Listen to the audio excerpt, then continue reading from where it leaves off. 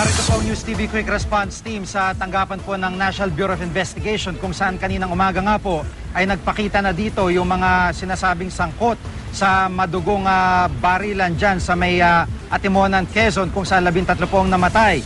Ilan po sa kanila ay mga tauhan ng PNP habang ang iba naman ay mga opisyal ng Philippine Army.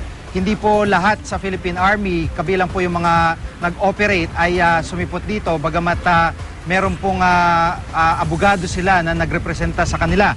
Yung pong mga tauhan naman ng PNP ay naging mailap sa media at hindi po gaanong nagbigay o nagpaunlat ng panayam. Lumabas sa resulta ng investigasyon ng Fact-Finding Committee ng PNP na hindi shootout at posibleng ambush ang naganap na engkwentro. Nanindigan naman ang nirelieve na hepe ng PNP Region 4A na si Chief Superintendent James Melad na lehitimo ang kanilang naging operasyon. May live report sa Emil Sumangil. Emil? Magandang hapon, Jiggy. Walang naganap na shootout at hindi rin maaaring isang tabi ang posibilidad na tinampangan ng 13 kataong namatay sa barangay Lumutan at Timonan, Quezon. Maraming paglabag sa inilatag na checkpoint at sa crime scene inquest.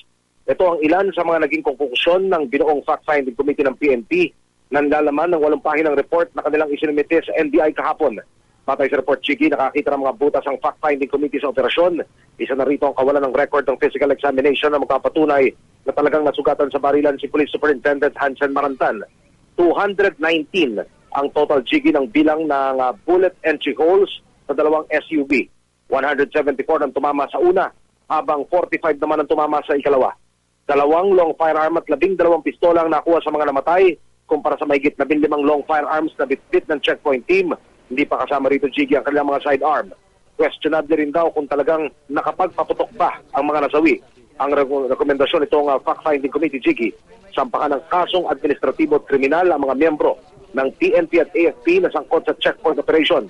Kaninang umaga umarap sa NBI ang ilang opisyal ng PNP Region 4A, kabilang ang nirelieve na hepe nitong si Chief Superintendent James Melad. Sa isang press con, iginit ni Melad na lehitimo ang kanilang operasyon at binasbasan umano ito ng Presidential Anti-Organized Crime Commission o PAOK.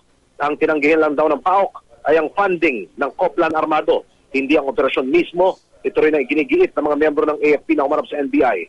Taliwas ito sa nauna ng pahayag ni Executive Secretary at PAOK Chief Paquito Ochoa na hindi otorisado ng komisyon ang Coplan Armado. Sige. Maraming salamat, Emil Sumangil.